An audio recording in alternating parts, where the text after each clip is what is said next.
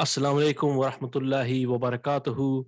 You're listening to the What's Happening Muslim show, brought to you by the Islamic Vibes podcast, and I'm your host Majid. Now, just in case you don't know, the What's Happening Muslim show is a weekly roundup of the events affecting the Ummah and the world at large. The Islamic Vibes podcast is available on all popular podcast platforms and on my Path to Revival YouTube channel. And if you find our content beneficial, please share with your family and friends. And it goes without saying, please don't forget to subscribe and follow the Islamic Vibes podcast. Okay, now for today's show, I'm joined by my co-hosts, brothers Rash and Imran. Assalamu alaikum, brothers, guys. Wa alaikum salam. Wa alaikum salam. How's things? Everything's good this side. I hope everything's well on your side. Yeah, all good. I might look tired, but it's not because I stayed up for the boxing or anything like that. Okay. So you've already told us why you're tired, yeah? No, trust. I didn't stay up, but I'm still tired. Okay, no problem. Well, to be honest with you, there was some. I want to start off today's podcast with some sad news on the passing of Professor Abdul Qadir Khan, known as the father of Pakistani's nuclear bomb.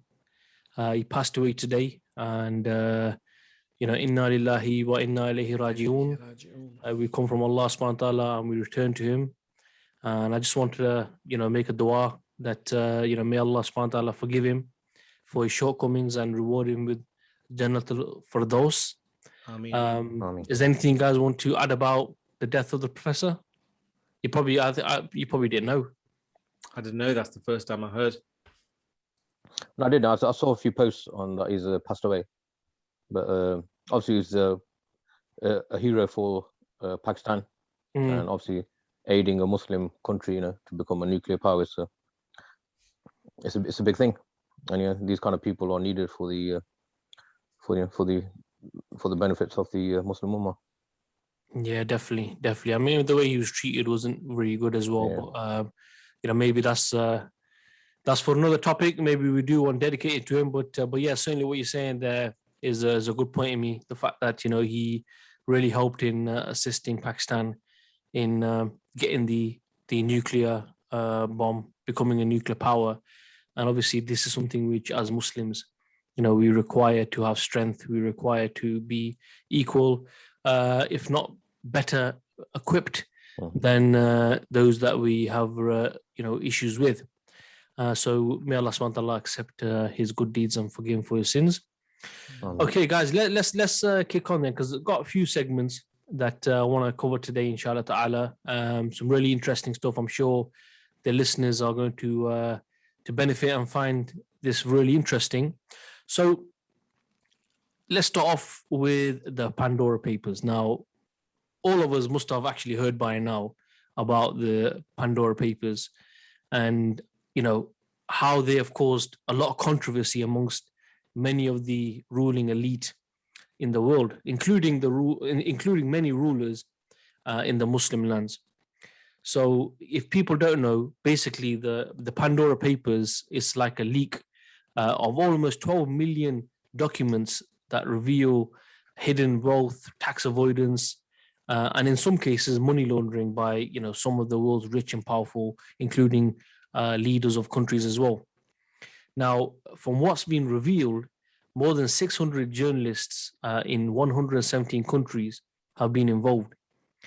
But the main point is that the data was obtained by the International Consortium of Investigative Journalists, which is short for ICIJ, in Washington, D.C., right?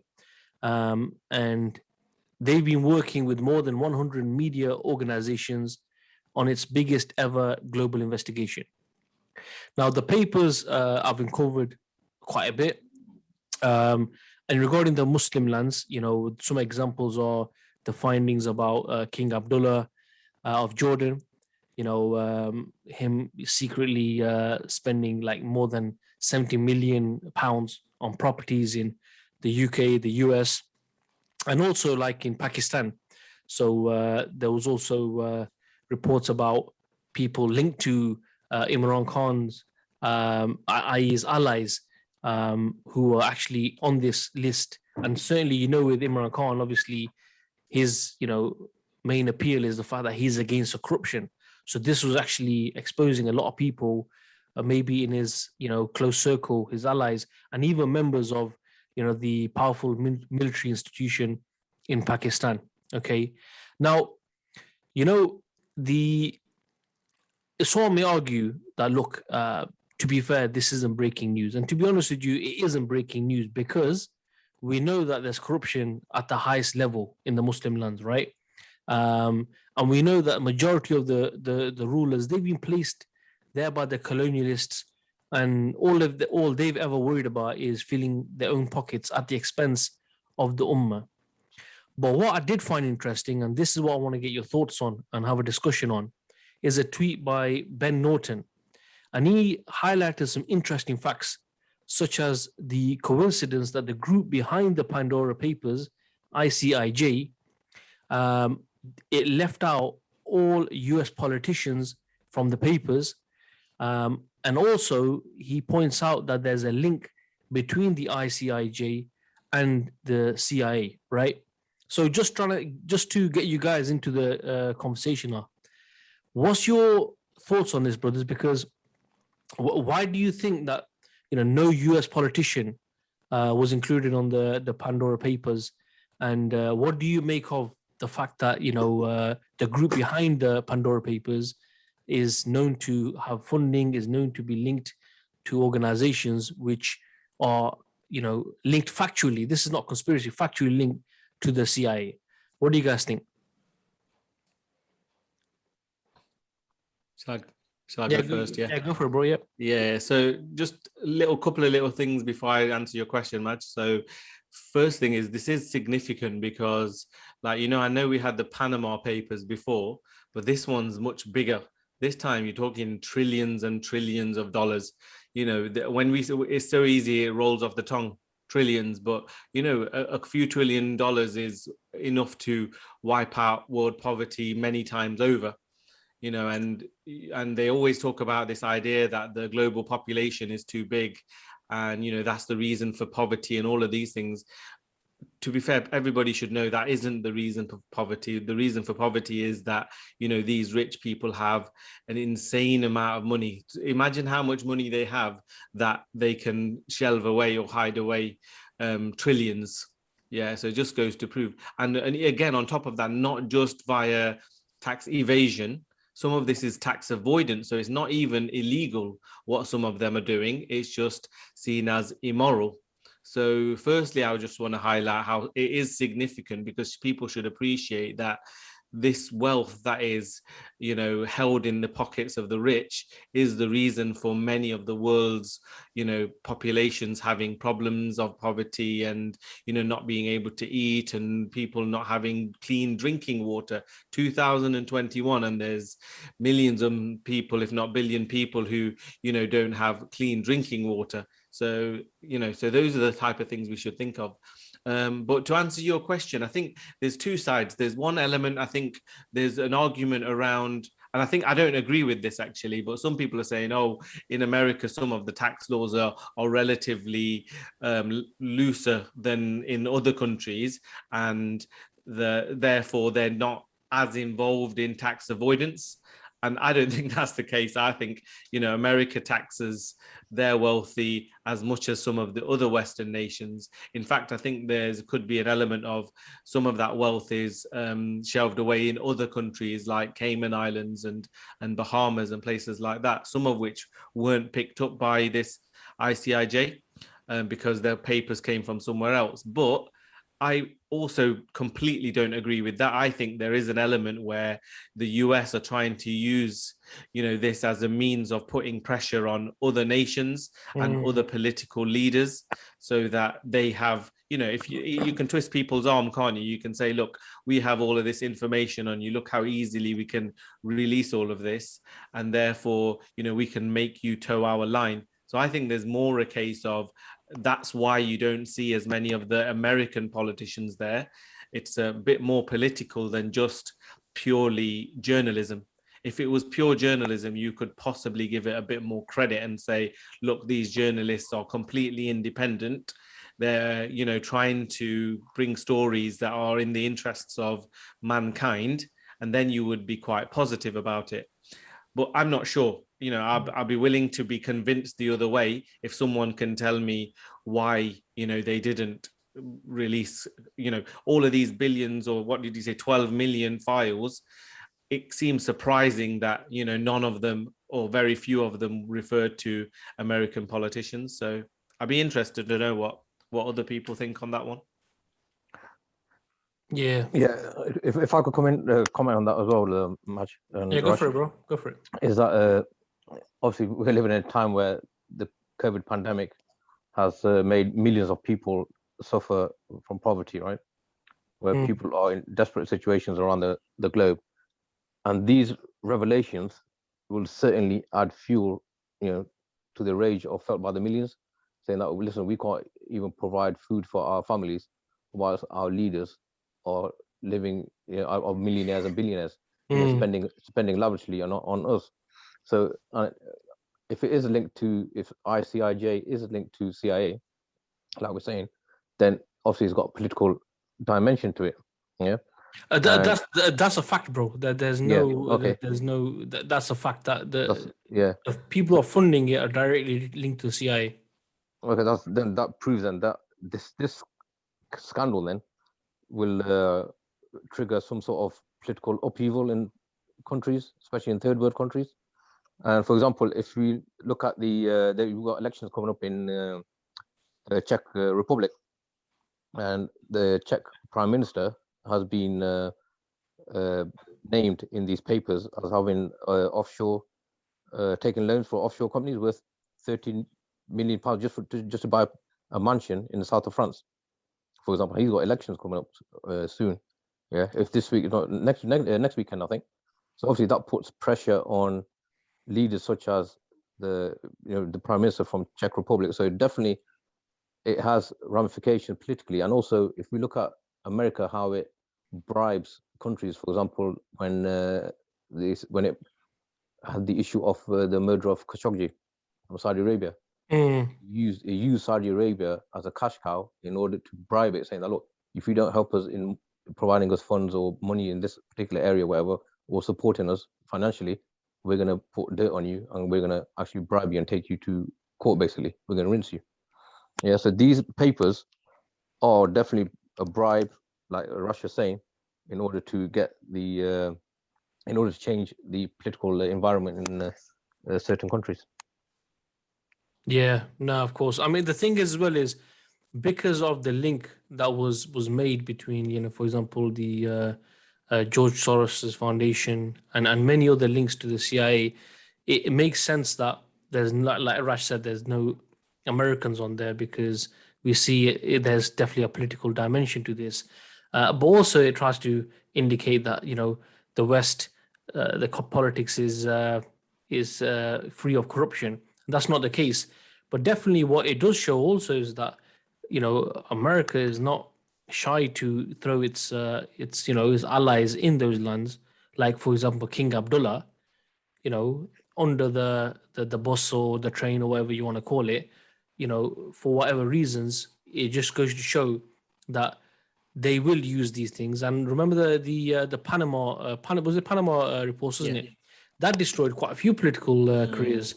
So it'll be interesting to see what comes from this. But certainly, like, I think the important point is what Rash said, is if this was genuine journalism, sincere journalism, then you take it and say, yeah, you know what, there's a lot of corruption. And it's a really good point, I think, that Rash started off with, which something I didn't really think about, that at a time where, you know, there is part of the world that they have to walk miles to get water, and even that water is muddy. You know, you see on TV, and what did they say?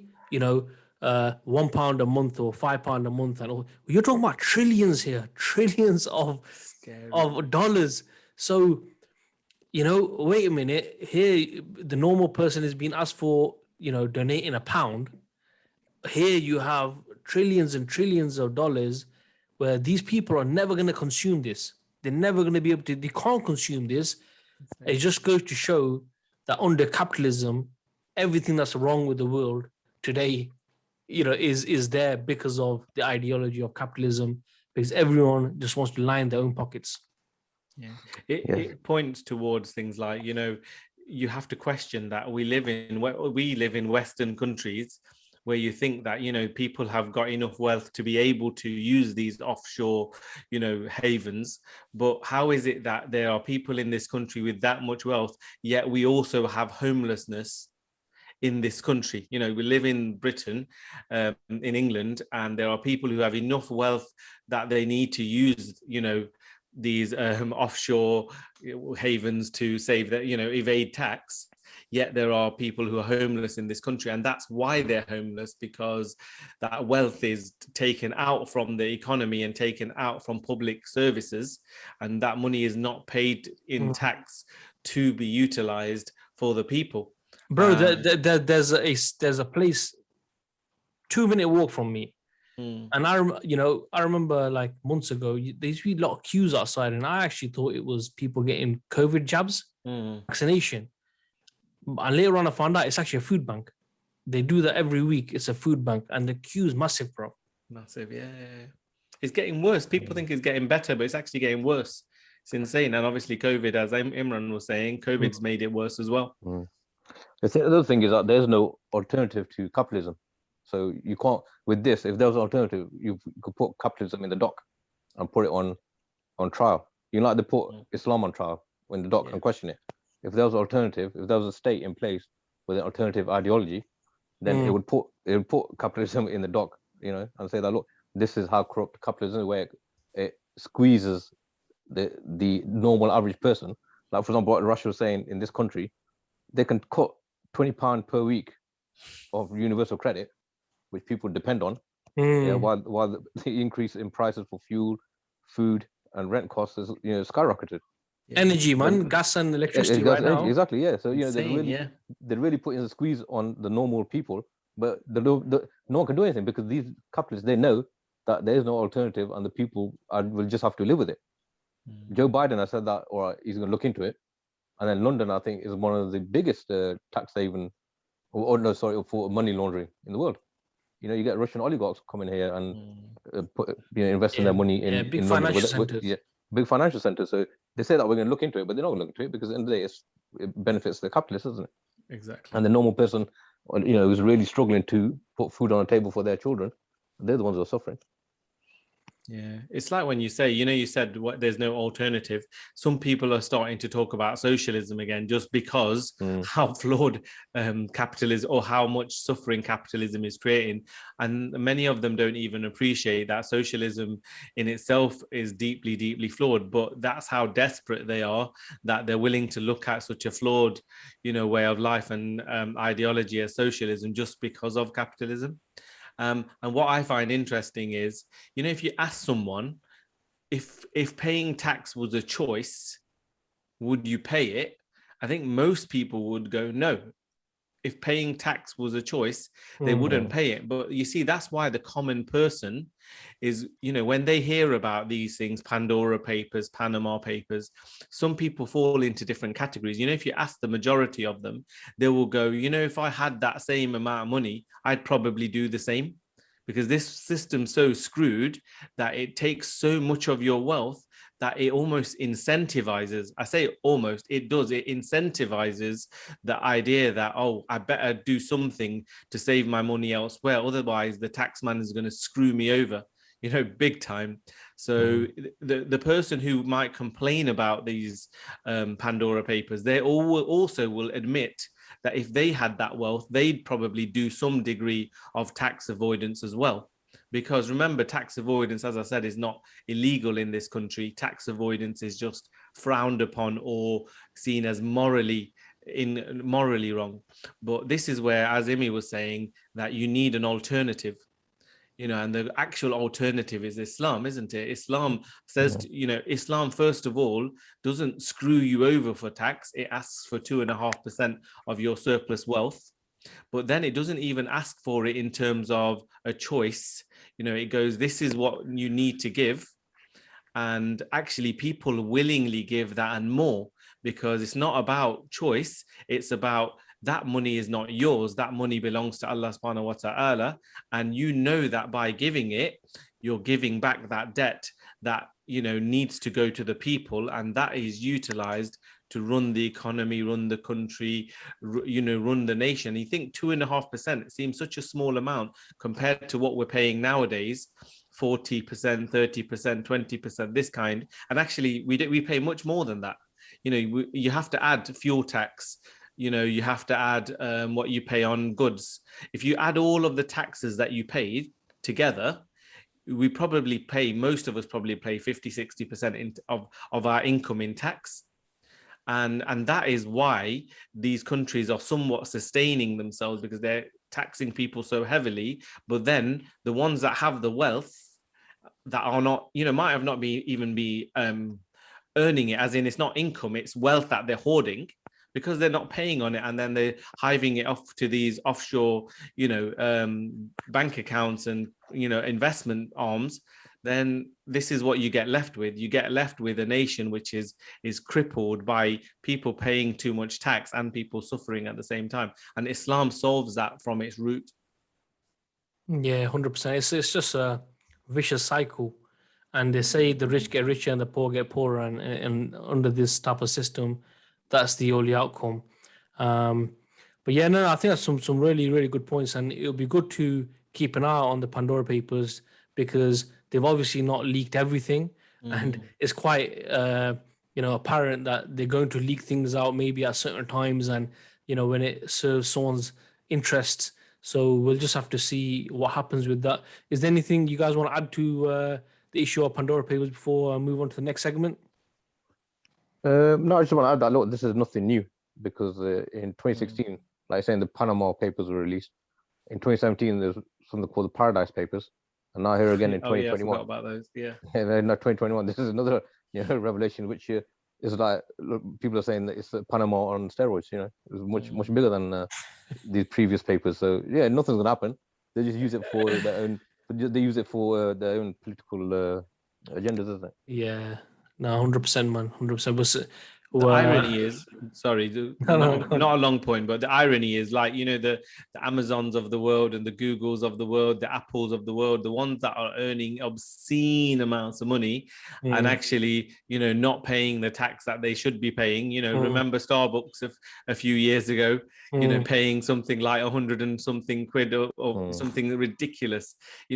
Why are some of those corporations not being mentioned? It's easy to mention a politician, but those companies are part of the American deep state.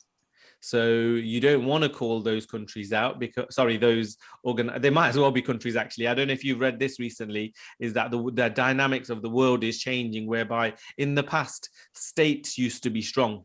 A state it was state actors, but actually now you've got corporations who are more powerful than states. Your Apples, your Googles, your Samsungs, these lot are so powerful that the dynamics of world politics are influenced by them. So I'm not surprised that some of those guys haven't been mentioned in this, because they're more powerful than to be,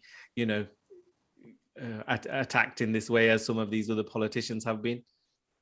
Yeah, exactly. And like you said, most of them are linked to the deep state anyway, so they're not going to point them out, man.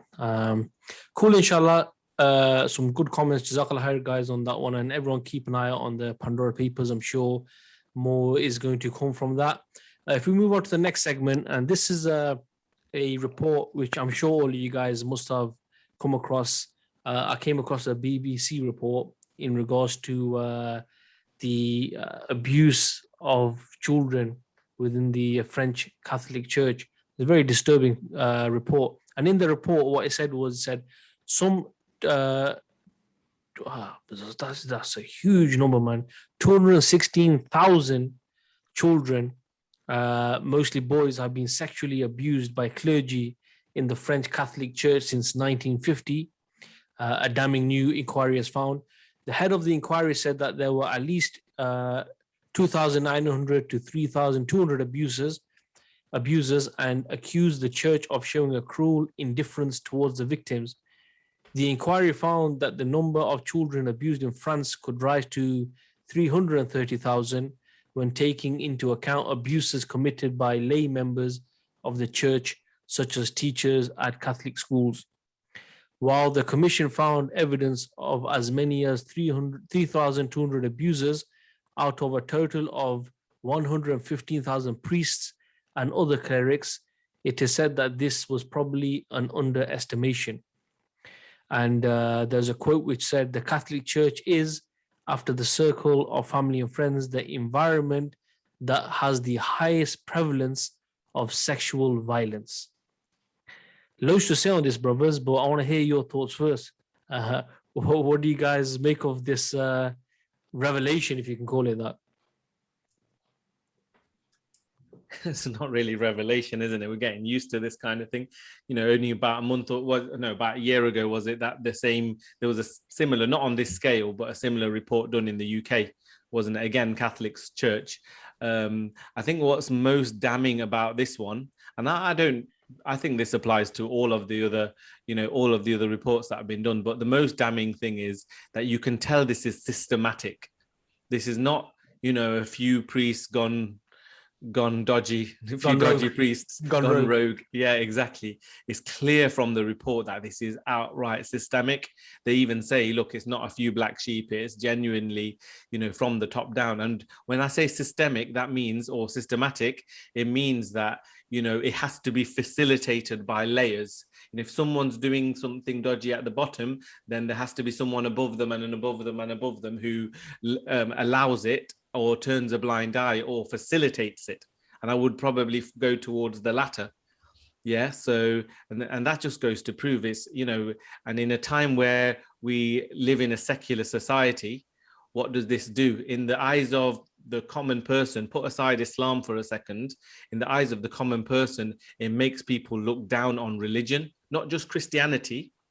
No doubt, people people are losing faith with Christianity anyway, but stuff like this makes people go more towards secularism. They move more towards this idea that religion doesn't have a role to play. And in fact, one of the advice, I don't know if you've seen it, one of the advice for the church, and now they're willing to apply some of these methods to make things better. One of the advices is to get someone secular who non-religious involved at different layers of the hierarchy of the church.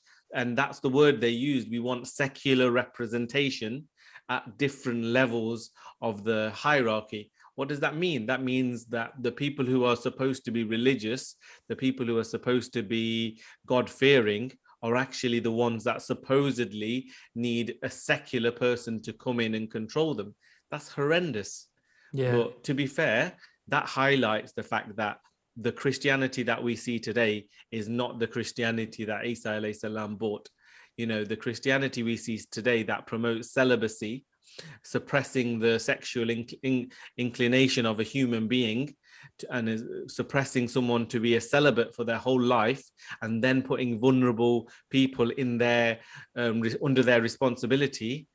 Come on, anybody's going to work out that that's going to lead to trouble, especially when you got people who, cannot prove without doubt that, like we can, that the creator exists. So yeah, those are just some of my thoughts, but it's horrendous. Imagine all the children that, a lot of kids are not even going to confess to this. A lot of kids are just going to go, you know what, it's done. I'm not going to even admit it. So if 216,000, subhanallah. People are still affected today, because this is something which stays with you for the rest of your life. 100%. But just before I come to you, it's funny, Rash made the main comments, which I was actually thinking when I was thinking about this, that it makes religion look bad, but also the fact that, as we know, how sometimes people try to show Islam as, maybe, being over sexualized, if you know what I'm trying to say, in the sense like, man can marry 1, 2, 3, 4, it's all about his sexual desires. Obviously this is false accusations that are made, but nevertheless, in Islam, it's normal, it's natural that humans have to have relationships and the species continues, okay?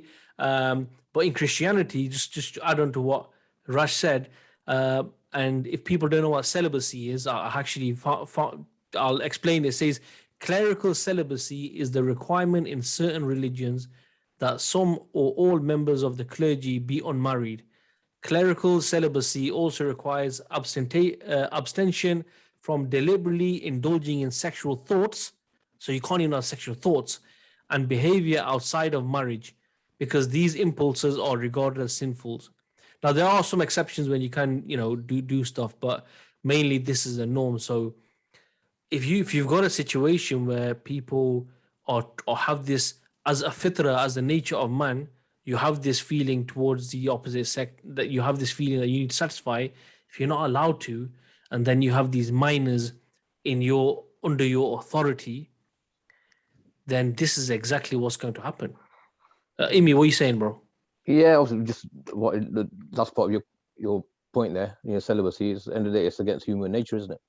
Because Allah's created a human being to have desires, and then and the only way to satisfy those is through the correct method, which is through marriage. So these priests who say that they don't want to get married, it doesn't mean that their desires are being nullified. They still have, but they just satisfy these in the manner which they think is which they think that they want to satisfy. In terms of, in this case, is obviously abusing little children, which is obviously horrendous. But the main point I think that we should come away from this is that it is an attack on the religion. Yeah, and sure. on all religion, not just Christianity, because secularism is anti-religion anyway. I'm not saying that obviously that they're attacking the church, the French church or the Catholic, for no reason, because obviously they've committed crimes which they should be punished for. But at the end of the day, secularism is anti-religion, and they have a go at attacking religion at any expense. And I was reading one article recently where it said that only secular law can bring justice to the victims of this child abuse. So so you're stripping religion away from any sort of law or legislation or justice, and bring in the secular law as if it's the savior for mankind.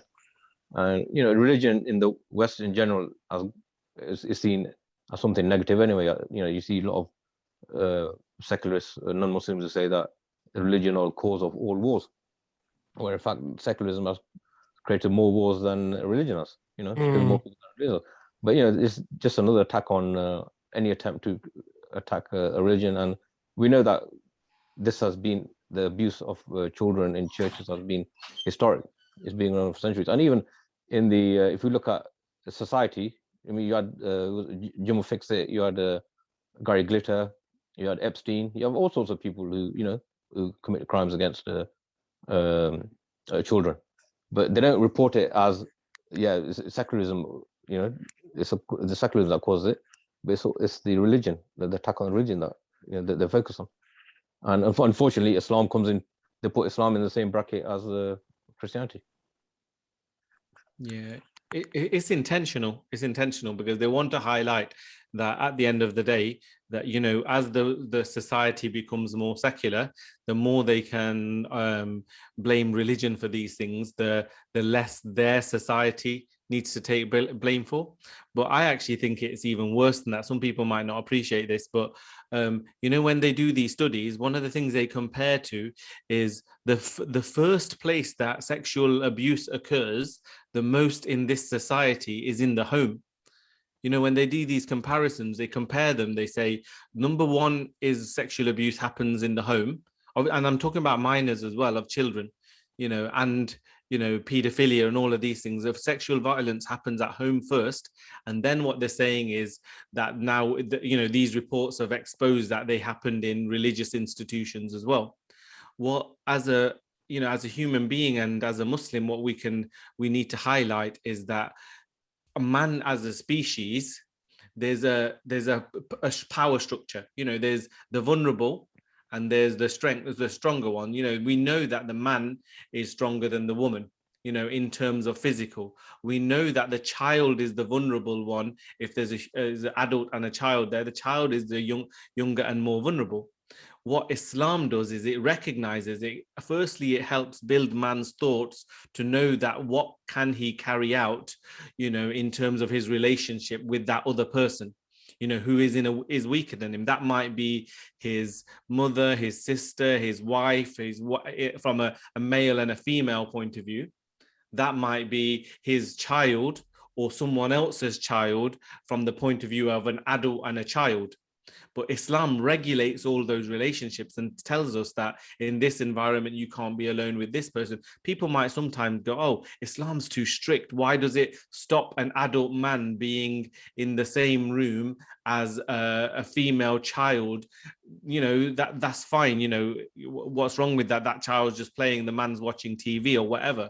Islam nips these issues in the bud by going, Allah subhanahu wa ta'ala, the creator of man, has identified where those power structures are, where there's the stronger and the weaker, and the person that should take the responsibility versus the person who is being responsible for, and sets all those guidelines. What you have in this society is sexual violence and abuse is rife in the home because it sets none of those boundaries. And then to make matters worse, you throw alcohol in there. And then all sorts of things happen. And if you speak to any doctors and you speak to any youth workers and social care workers, they will tell you that the issue of sexual violence, sexual abuse in this society is rampant beyond what any of us even can dare to imagine. Just ask a few of them. And then why are we surprised that then this extends to the Catholic Church, which then suppresses, like you say, the ability for man to marry, the man to, relieve his sexual urges in the correct way? You just get an extension of this. So again, like when we were talking about the Pandora Papers, when you have these other, reference points in life that are biased to the person who has power, in the case of the Pandora Papers, the people with the most money. In the case of this example, the people with, the more, strength and responsibility and power, then you always get the strong suppressing the weak. And that's why you need a criteria that comes from someone external.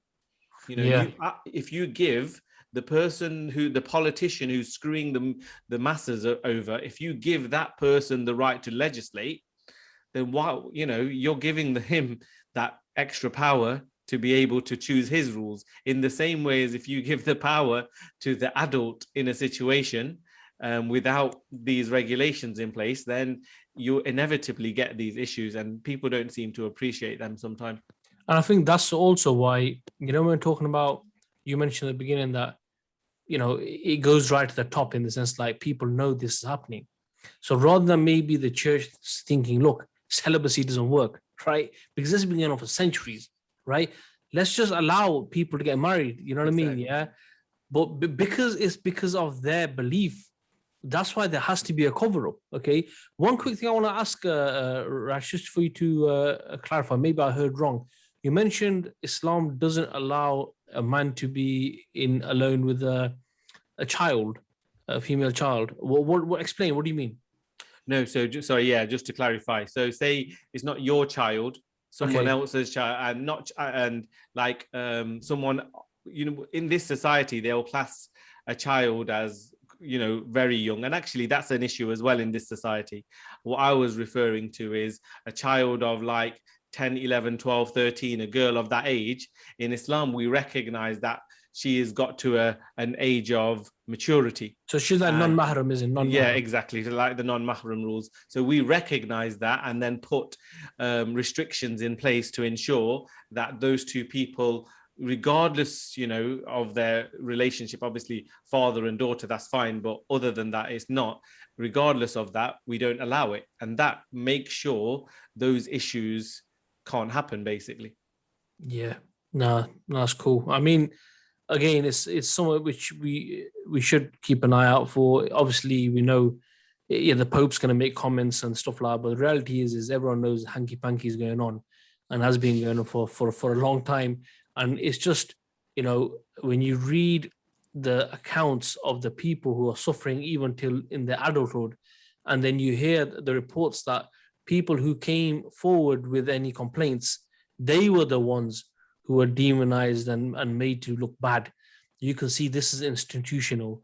And I think just a final point for myself, Rash, before you come in, is I think the point that you made and Imi sort of like elaborated on as well is that even though this is happening in the Catholic Church, I think that even a month or so ago in the UK, there was a report about child abuse within religious institutions, and mosques was one of those. So I think there is an element of it being an attack on religion at large. Yeah, I think it is the Catholic Church more so, but because like the Protestant church and stuff like that, because they're allowed to marry and stuff, you do see less of it. So you can actually directly link it to this idea of celibacy. I have a theory though. I don't know, just to put a question, you guys can comment. You might find it interesting. Again, this is just might be a bit out there.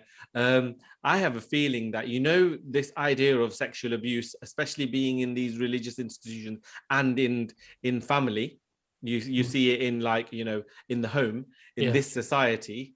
And often it's not just, it's like, I don't want to be crude, it's like you know, it's a man with a child, a boy, you know, like the Catholic Church you're talking about here. A lot of the abuse was of priests with boys. Mainly boys. Yeah, mainly boys.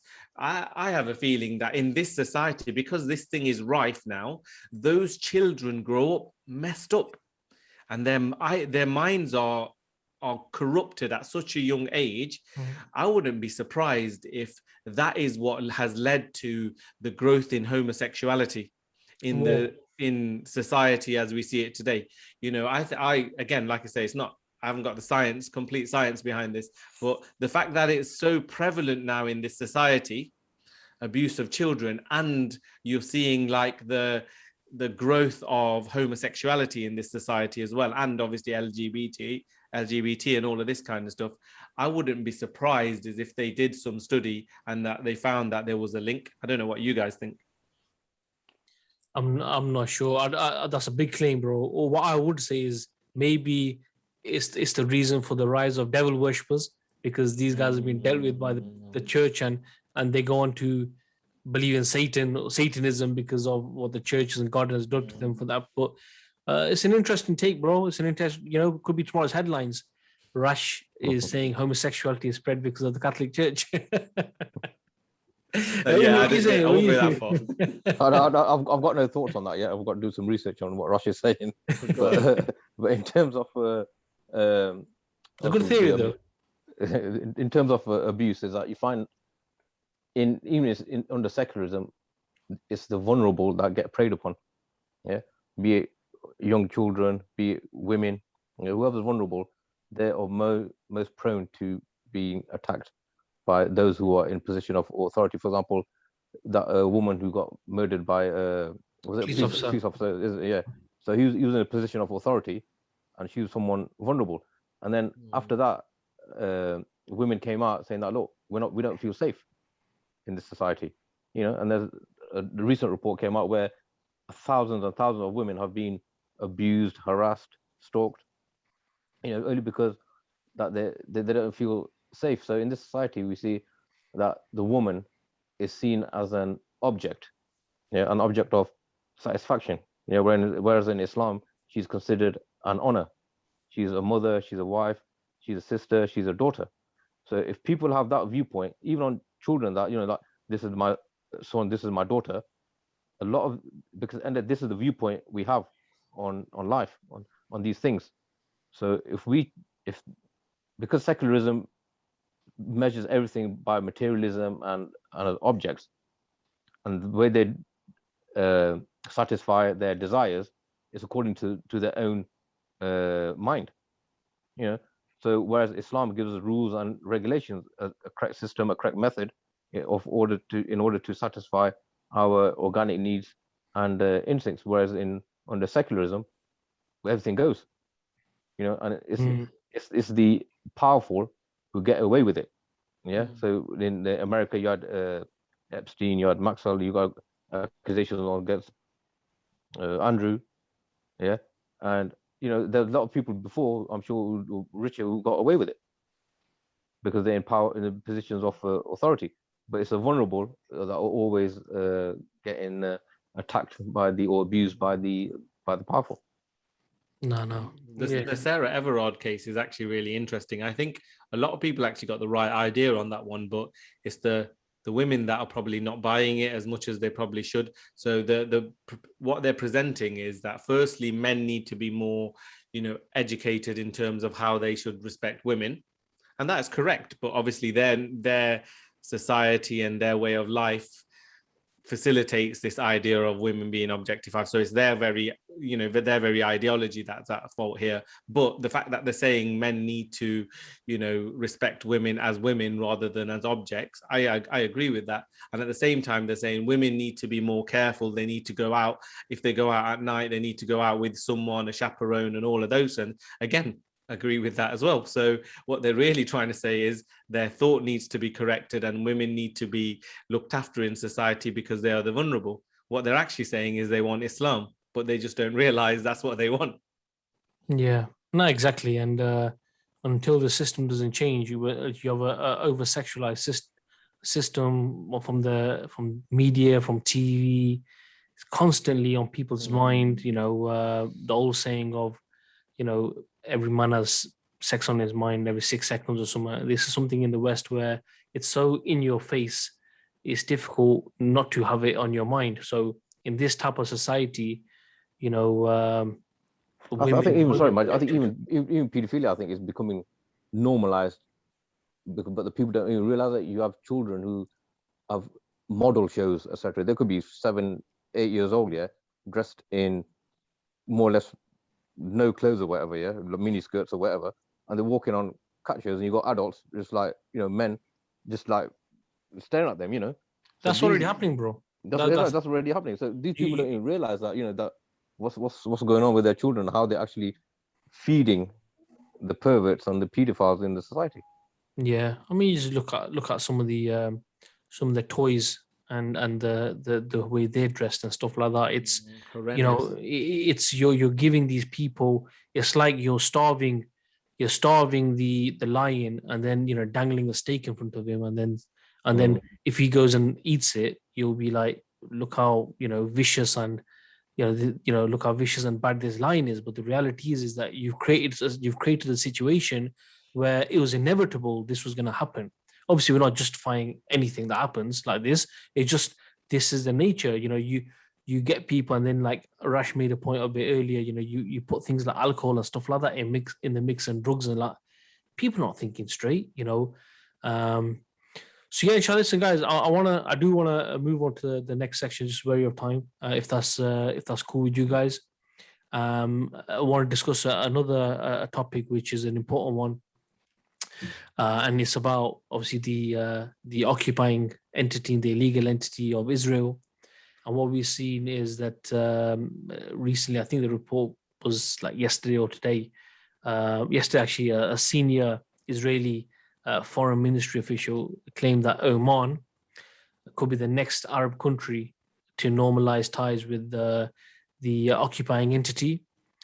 Eliav Benjamin, head of the ministry's Middle East and Peace Process Division, told reporters in a briefing that Israel is in contact with countries across the region in the hope of establishing new normalization relations, including Oman. And his actual quote was that we're speaking basically to all countries in the region, in the Middle East and North Africa.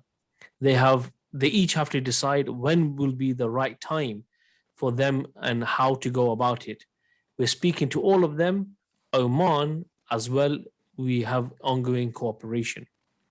And we recently actually saw, and this was something which I wanted to cover over the last couple of weeks, but other events sort of took precedent, was the visit of Yair Lapid, the foreign minister of the illegal entity. He visited Bahrain. He had a meeting with the King Hamad Al Khalifa, and he opened the Israeli embassy. And soon after this, we saw that there was the first commercial flight between Manama to Tel Aviv. We also, in the last couple of weeks, saw how the illegal entity had a pavilion at the Expo 2020 Dubai Fair. which was unprecedented. You know, this is the first time this is happening in the Middle East. Before the illegal occupiers to be there, it sent a huge message. So we see that normalization is in full swing here, right? And no wonder when you think about this, we saw recently that the illegal Israeli court passed a decision to allow Jewish silent prayer in Al-Aqsa Mosque.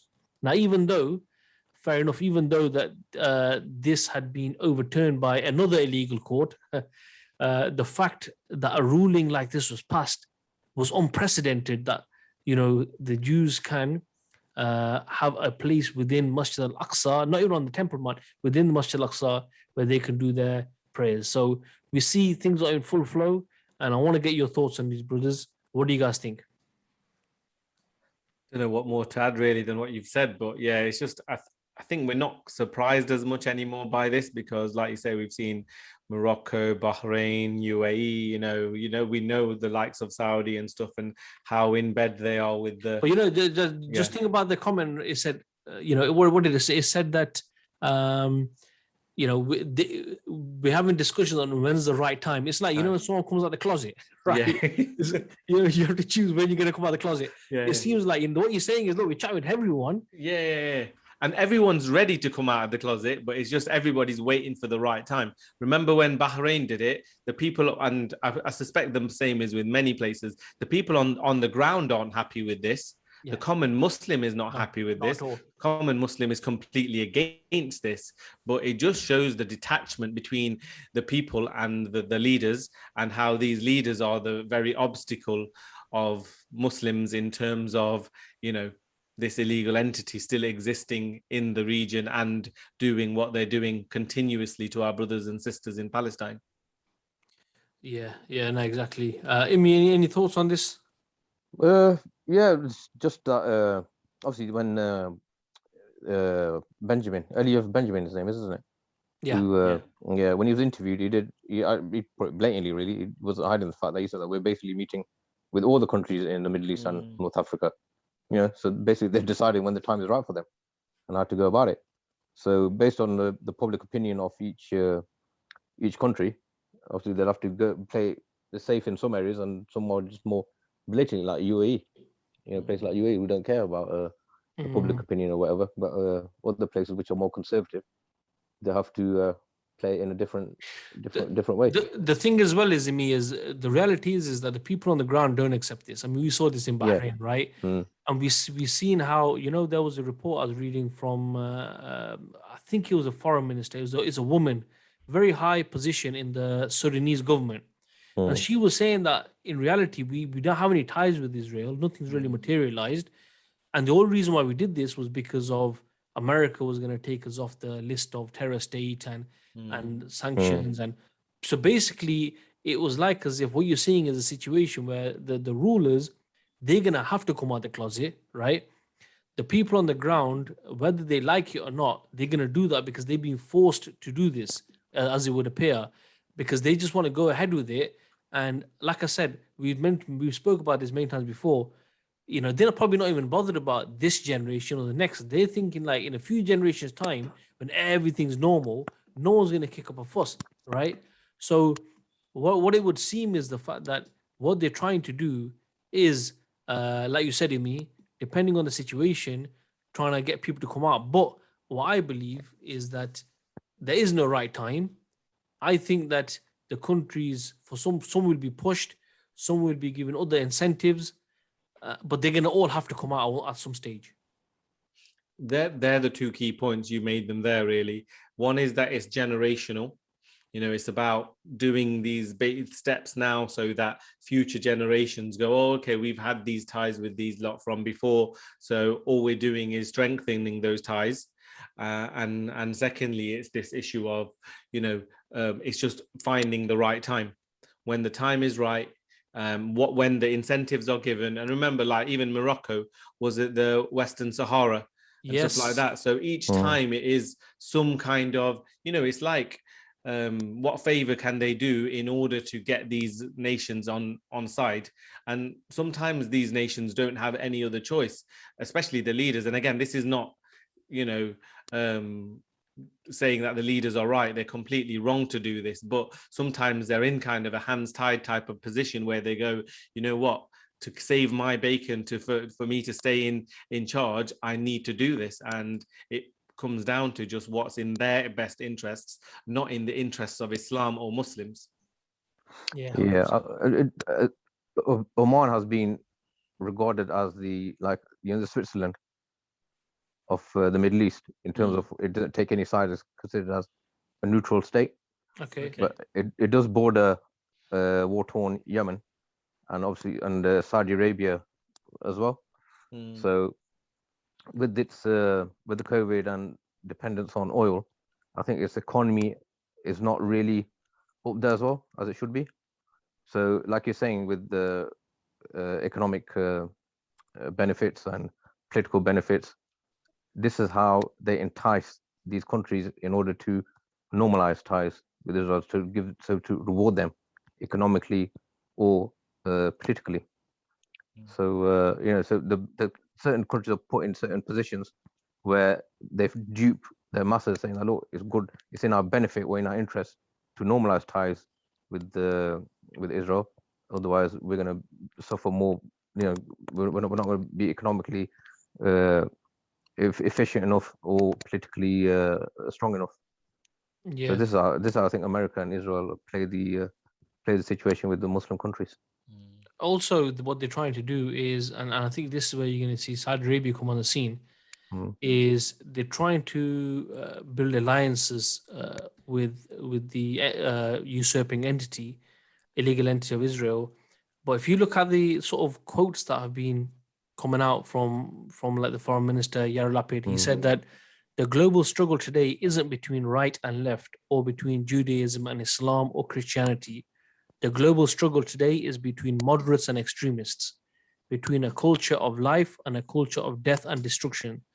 And what you see is that you see, Imi, I think there's a noise coming from your. Yeah, that's fine. Okay. So what you're seeing is even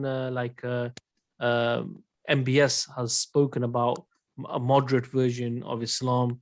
Has spoken about it's similar. It's a similar tune.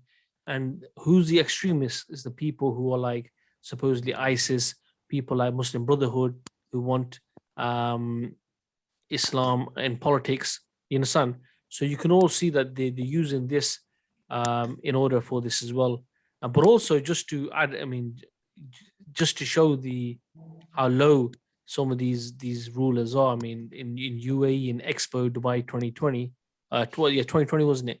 They had like a pavilion. India had a pavilion, right? It's happening now. Is it happening now? But it's happening now. It's for a couple of weeks. Yeah. And Imi, once about there's a lot of noise coming from. Just mute your mic, please. Sorry, one second. Just mute your mic until you got something to say. And yeah, so they've got the Ram Temple planned there, and this is the place. The Ram Temple is where the Babri Masjid was destroyed, and the Ram Temple is now being built. It's just, I mean, you know what? These guys have no standard. Shame. They have no shame. They are the lowest of the low. But it just goes to show that these are the guys that are being promoted as moderates, and that's why alliances are being made with the illegal entity. But if anyone wants to look at the activities of Israel in Palestine, to the land, to what it's doing to the actual, the indigenous people of that land, is horrific. Whether it's the apartheid, whether it's separate road systems, and also it's evil. So for these lot to be coming out and talking about peace and prosperity and talking about all this, and you got these guys rubbing shoulders with them. And there was one picture that someone shared. I don't know who it was, and I actually thought it was photoshopped, so I'm not sure it's true or not. Of a guy in like Arabian dress, so he's got the scarf and stuff on, and he's praying at the Wailing Wall. Yeah, now, I don't know if it's a genuine picture or not, because I'm sure even the Jews would batter him, to be honest with you. Yeah, but it just goes to show that it is getting to that level of like shamelessness. But alhamdulillah, the only message I would say is that as the ummah, we need to make sure that we know what the truth is. And if it is a generational game, we need to make sure that our generations are aware of the truth, so that even though they think in a couple of generations everything's going to be hunky-dory. But it's our responsibility. It's something we all can do. Every single one of us can make sure that those people around us, children, our family, nephew, nieces, that we tell them the truth of Palestine, of what's happening, so that this isn't forgotten. Yeah.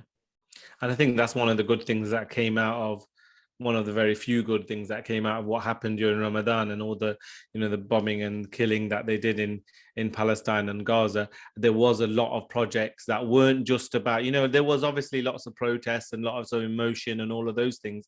But on the side of it, I did notice a lot of projects that started, which was teaching the children about the importance of Palestine and Al-Aqsa and all of those things, which, okay, isn't going to solve the problem right now, but at least prepares the next generation to know the importance of Palestine, knows the importance of the sacred mosque and the holy precincts and all of those things. And I think that is important, because if we don't do that, what will happen is these normalizations, we ourselves and our future generations will fall for them, because we'll go, oh yeah, that Abraham Accords, that happened, 20 years ago or whatever. And look, it's just an extension of that. We might not appreciate it then.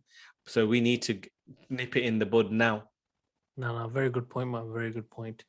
Yeah, I mean, guys, I think if you guys, I'll just take your final thoughts really on any of the topics, anything you want to end with, and if there isn't anything, we can probably bring this podcast to a close. Rash, I'll start with you. Anything you want to add, bro? Not really add. I just say, if people want to go away and do their own research on, the Islam has its own system of economy, which deals with wealth distribution, which deals with tax avoidance and tax evasion and all of these things. A lot of people see Islam as a religion, but they don't appreciate that Islam actually has the solutions to all of these problems that we see. So Pandora Papers, Panama Papers, whatever they are, they will keep happening until you put a system in place that prevents this.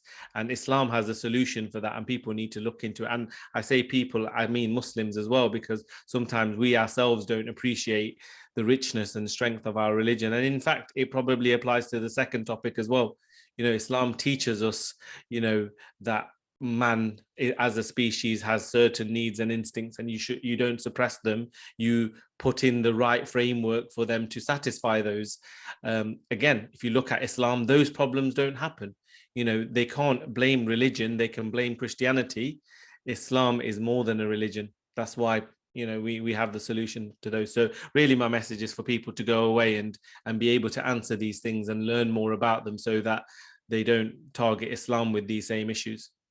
Excellent point. Excellent points, bro. Excellent points. Imi, is there anything you want to end with, bro? Nothing really. Just obviously it goes without saying that as Muslims we should be always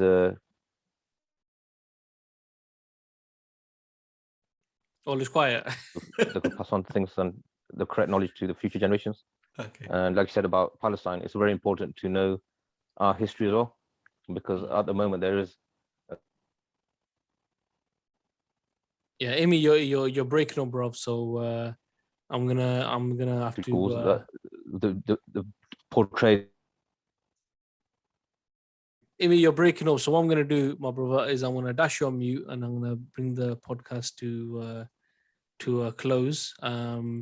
So Jazakallah khair, guys, for participating. It's a pleasure as usual, and everyone who's listening. You can, if you're listening, you already got the podcast somewhere, but definitely, as you know, the podcast is available on YouTube, on the Path to Revival channel, and also on all popular podcast platforms. And if you find this beneficial, definitely share this with your friends and your family and anyone else who you think who will benefit from this. So Rash and Imran, Jazakallah khair, and inshallah ta'ala, as usual, I'll see you guys on the next one. Inshallah. Assalamu alaikum wa rahmatullahi wa barakatuhu.